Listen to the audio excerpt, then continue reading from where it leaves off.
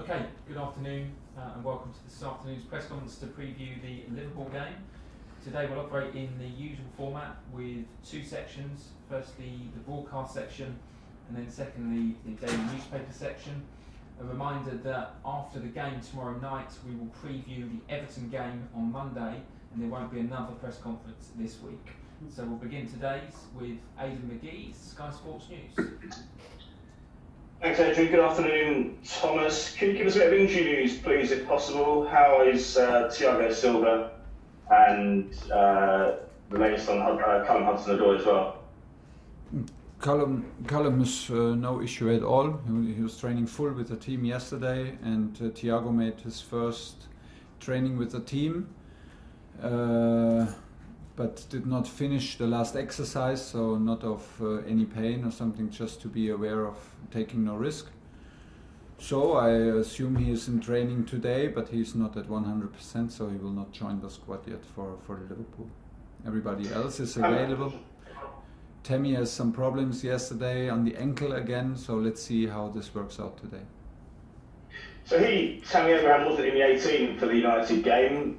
What does he have to do to become a successful player within your plans, and is he capable of reaching the level that you as a coach require of him? Yeah, I think so, and this is my job to push him to his limits, and we will not stop doing this and supporting him. It was a tough decision, but it's when everybody comes back now, and with Thiago Silva coming back and hopefully nobody injured, we have these decisions to make. This is a part of my job, which I do not like, and at the same time I like it because it means that we have everybody available, and then you have to take these decisions, which we communicate normally clearly.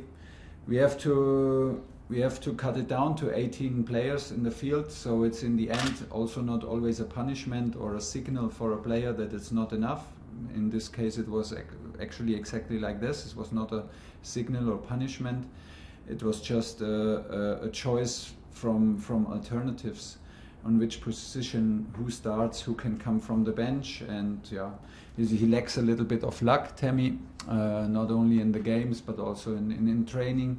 And once the last touch comes back and he's fighting hard for it, he will stay a player that we will push forward.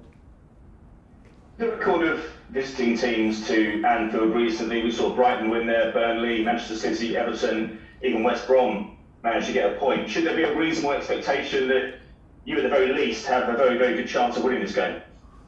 We have always a chance to win any game, because we have self-confidence, we have good shape, we have everything what it needs to win against everybody and to be a tough opponent. At the same time, you can always lose games in Premier League and in all competition that we play, because it's the toughest competitions that you can face. So I'm pretty relaxed about that.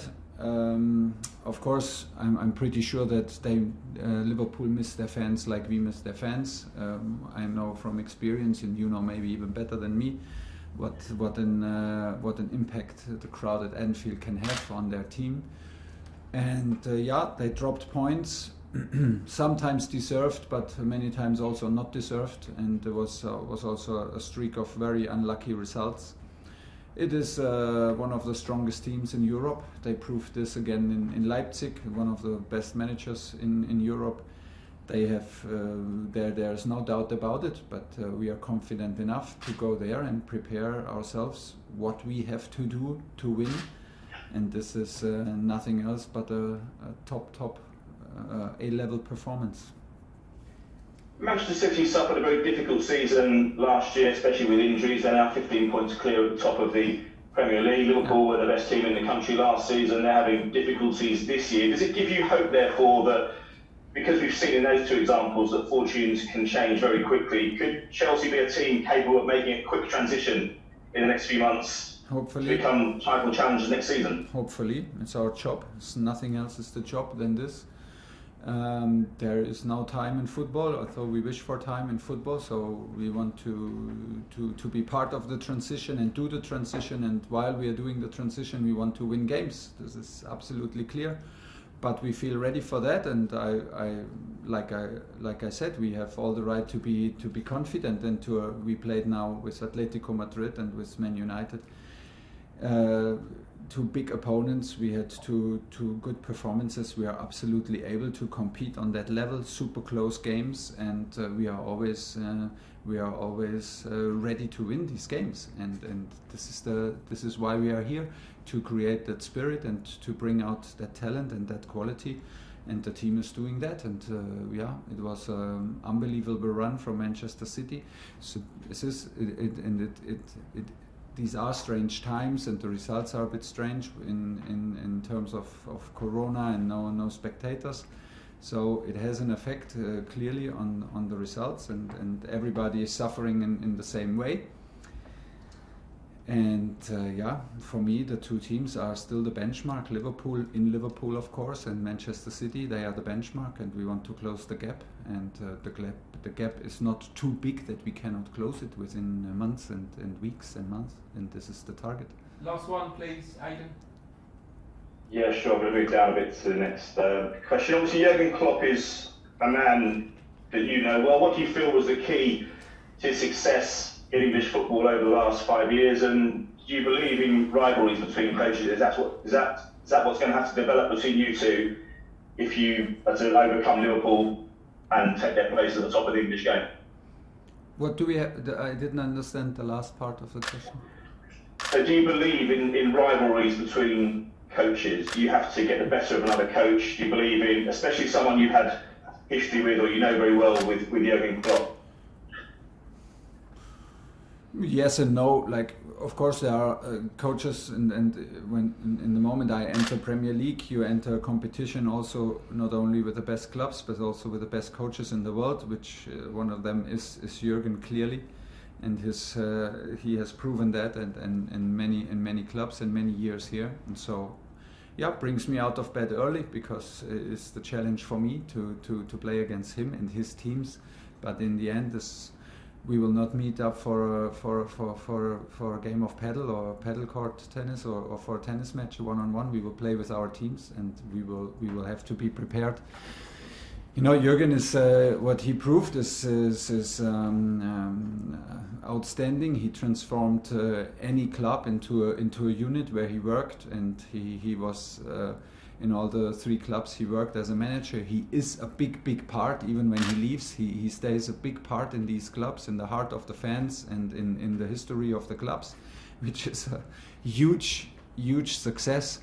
And he has done that now even abroad in the most difficult league, and transformed Liverpool to a winning machine, and to a team that it's super hard to play against. And he is. It's a union between.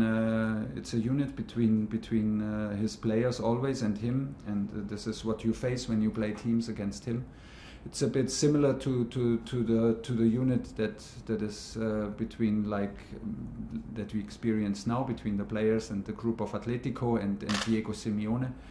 They are really together, and like I said, it's a big challenge, but we are up for this challenge. We feel very strong, and we are happy to have these as regular games. That means we are on the highest level. This is where we want to compete.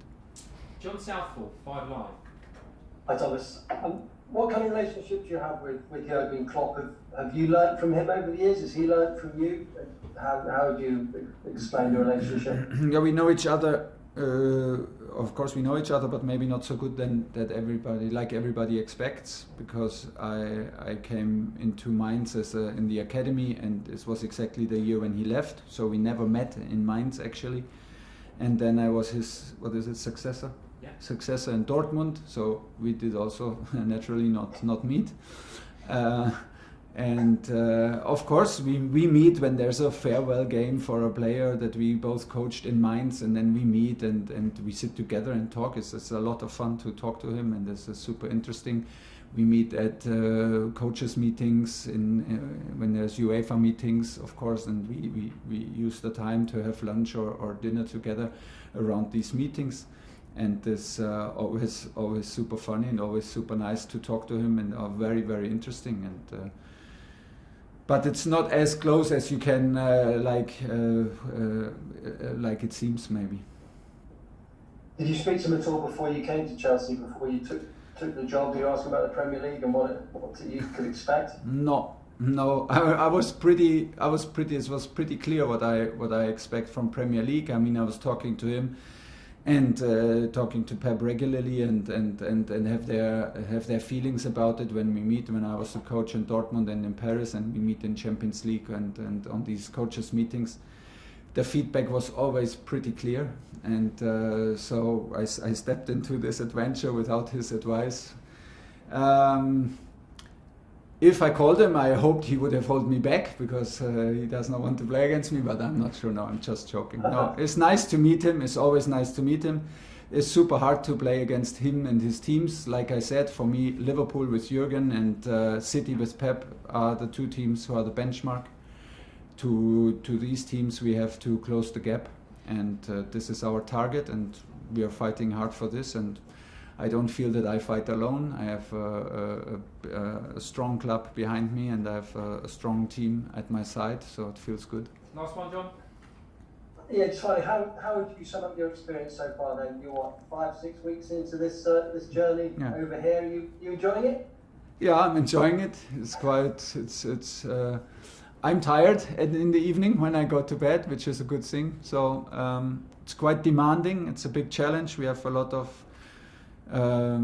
to do, a lot to learn, many things to adapt and many things to learn. And at the same time, it's in personal life, it's not too easy to be separated and all alone and sit in the hotel room and cannot go out to restaurants or do whatever.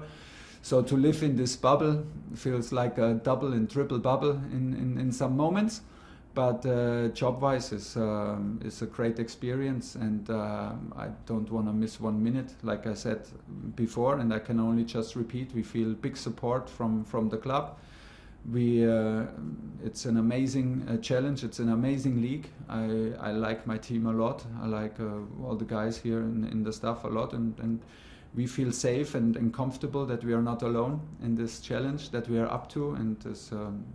It's a lot of choice so far. Emma Saunders, PLP. Hi Thomas. Hi.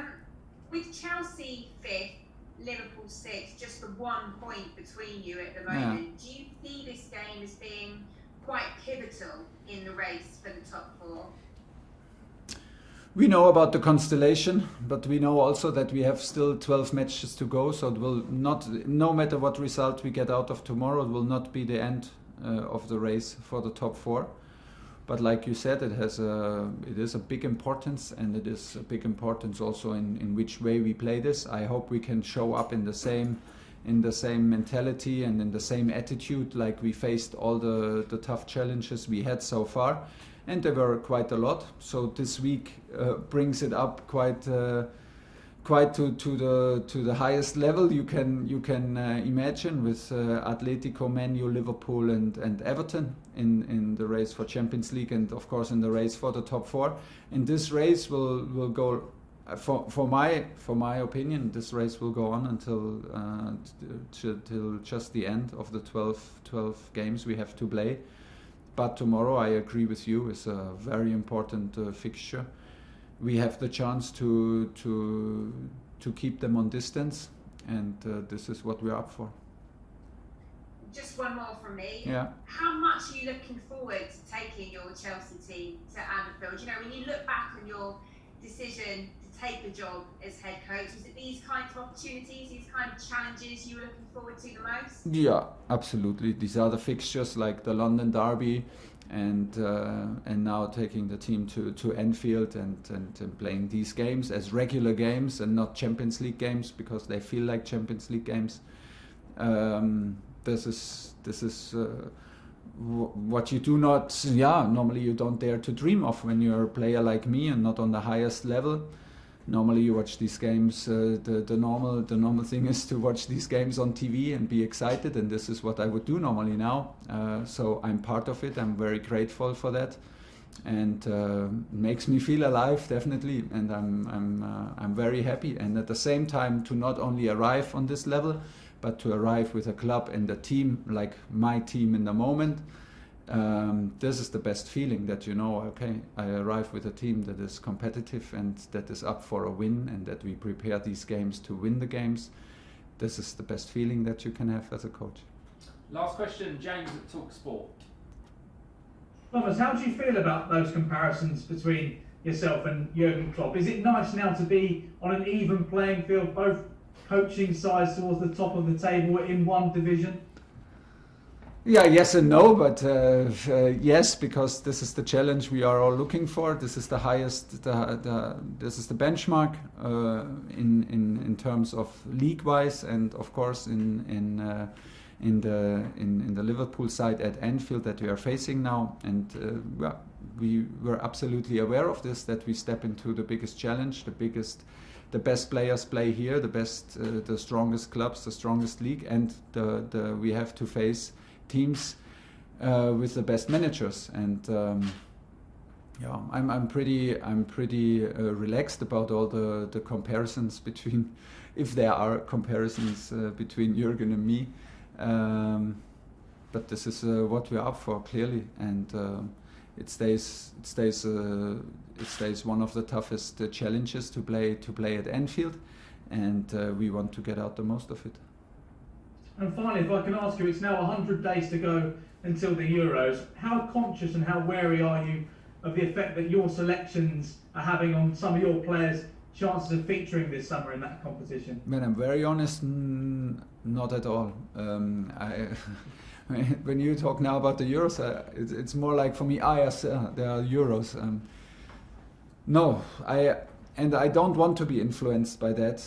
I know very well that the players have personal interests, and this is absolutely okay. And I hope they fight for their personal interest. I really hope they give out their very best, and their personal interest is to be on the pitch for Chelsea, and hopefully also to be on the pitch for their national team. That shows their ambition, that shows their quality.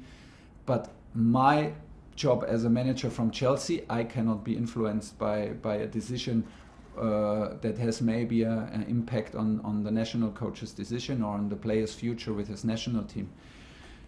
Honestly, to be very honest, I like to play them here, everybody, and then they can all stay with me during the summer, do a relaxed vacations, and come for pre-season. This would be my personal choice, but this will not happen. So I'm aware of it, but not in the way that it can influence my choice. My choices are made to win games with Chelsea and nothing else. Okay, that's the end of the broadcast section. So